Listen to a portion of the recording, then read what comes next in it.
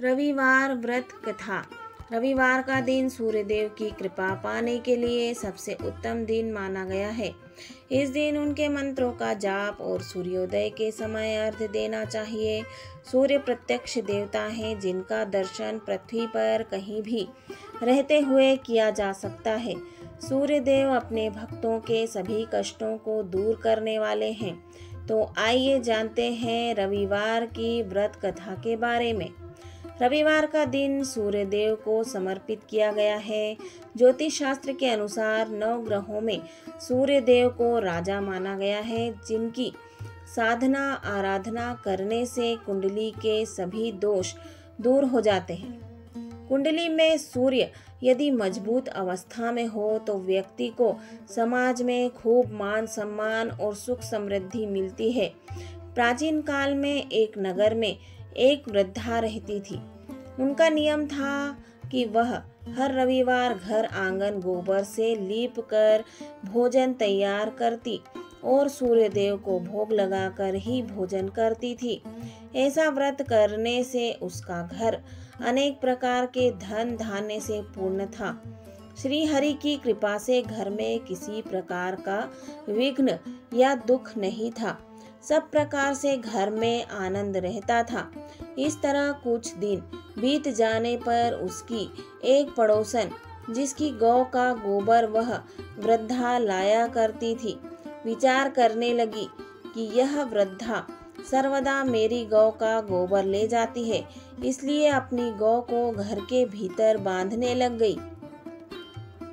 वृद्धा को गोबर न मिलने से रविवार के दिन अपने घर को न लीप सकी, इसलिए उसने न तो भोजन बनाया न भगवान को भोग लगाया तथा स्वयं भी उसने भोजन नहीं किया। इस प्रकार उसने निराहार व्रत किया। रात्रि हो गई और वह भूखी सो गई। रात्रि में भगवान ने उसे स्वप्न दिया और भोजन न बनाने तथा लगाने का कारण पूछा। वृद्धा ने गोबर न मिलने का कारण सुनाया। तब भगवान ने कहा कि माता, हम तुमको ऐसी गौ देते हैं जिससे सभी इच्छाएं पूर्ण होती हैं, क्योंकि तुम हमेशा रविवार को गौ के गोबर से लीपकर भोजन बनाकर मेरा भोग लगाकर खुद भोजन करती हो। इससे मैं खुश होकर तुमको वरदान देता हूँ। निर्धन को धन और बांझ स्त्रियों को पुत्र देकर दुखों को दूर करता हूँ तथा अंत समय में मोक्ष देता हूँ। स्वप्न में ऐसा वरदान देकर भगवान तो अंतर ध्यान हो गए और वृद्धा की आंख खुली तो वह देखती है कि आंगन में एक अति सुंदर गौ और बछड़ा बंधे हुए हैं। वह गाय और बछड़े को देखकर अति प्रसन्न हुई और उसको घर के बाहर बांध दिया और वहीं खाने को चारा डाल दिया। जब उसकी पड़ोसन ने वृद्धा के घर के बाहर एक अति सुंदर गौ और बछड़े को देखा तो द्वेष के कारण उसका हृदय जल उठा और उसने देखा कि गाय ने सोने का गोबर किया है, तो वह उस गाय का गोबर ले गई और अपनी गाय का गोबर उसकी जगह रख गई। वह नित्य प्रति ऐसा ही करती रही और सीधी साधी वृद्धा को इसकी खबर नहीं होने दी। तब सर्वव्यापी ईश्वर ने सोचा कि चालाक पड़ोसन के कर्म से वृद्धा ठगी जा रही है, तो ईश्वर ने संध्या के समय अपनी माया से बड़े जोर की आंधी चला दी। वृद्धा ने आंधी के भय से अपनी गौ को भीतर बांध लिया।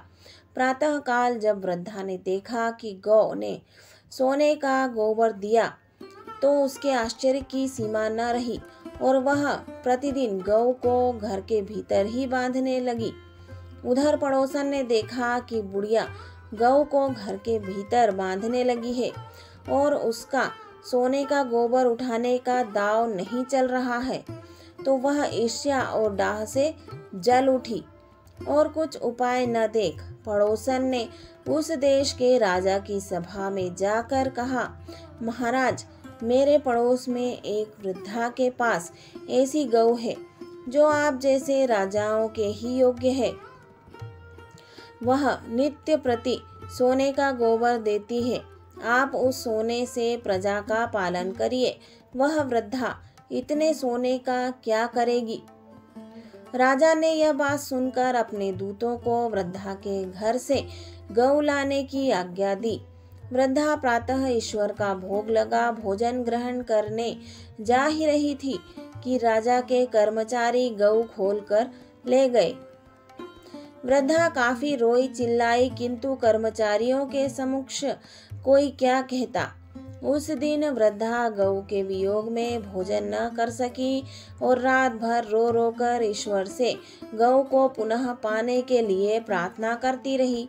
उधर राजा गऊ को देखकर बहुत प्रसन्न हुआ, लेकिन सुबह जैसे ही वह उठा सारा महल गोबर से भरा दिखाई देने लगा। राजा यह देख घबरा गया।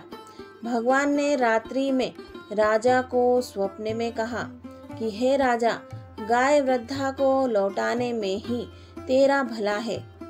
उसके रविवार के व्रत से प्रसन्न होकर मैंने उसे गाय दी थी। प्रातः होते ही राजा ने वृद्धा को बुलाकर बहुत से धन के साथ सम्मान सहित गऊ और बछड़ा लौटा दिया। उसकी पड़ोसन को बुलाकर उचित दंड दिया।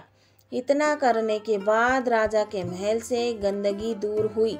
उस दिन से राजा ने नगर वासियों को आदेश दिया कि राज्य की तथा अपनी समस्त मनोकामनाओं की पूर्ति के लिए रविवार का व्रत रखा करो। व्रत करने से नगर के लोग सुखी जीवन व्यतीत करने लगे। कोई भी बीमारी तथा प्रकृति का प्रकोप उस नगर पर नहीं होता था। सारी प्रजा सुख से रहने लगी। रविवार का व्रत कम से कम 12 व्रत अवश्य रखना चाहिए। हालांकि यदि संभव हो तो पूरे साल रखना चाहिए। सूर्य को जल देने के बाद भगवान सूर्य के बीज मंत्र की कम से कम 5 माला का जाप जरूर करें। इसके बाद रविवार व्रत की कथा पढ़ें। व्रत के दिन सुबह स्नान ध्यान करके लाल रंग के कपड़े पहने और उगते हुए सूर्य को अर्घ्य दें। इस दिन केवल गेहूं की रोटी या गेहूं का दलिया और गुड़ का सेवन करें। ऐसा करते हुए जब आपके व्रत का संकल्प पूरा हो जाए तो कम से कम 2 ब्राह्मणों को आदर के साथ भोजन कराएं एवं अपने सामर्थ्य के अनुसार सूर्य से संबंधी दान और दक्षिणा दें। जय सूर्यदेव। फ्रेंड्स, अगर आपको मेरी वीडियो पसंद आती है तो वीडियो को लाइक शेयर ज़रूर करना और मेरे चैनल को सब्सक्राइब करना मत भूलना दोस्तों, ताकि मैं इसी तरह अच्छी अच्छी कहानियाँ व्रत कथाएं लेकर आपके लिए आती रहूं। धन्यवाद।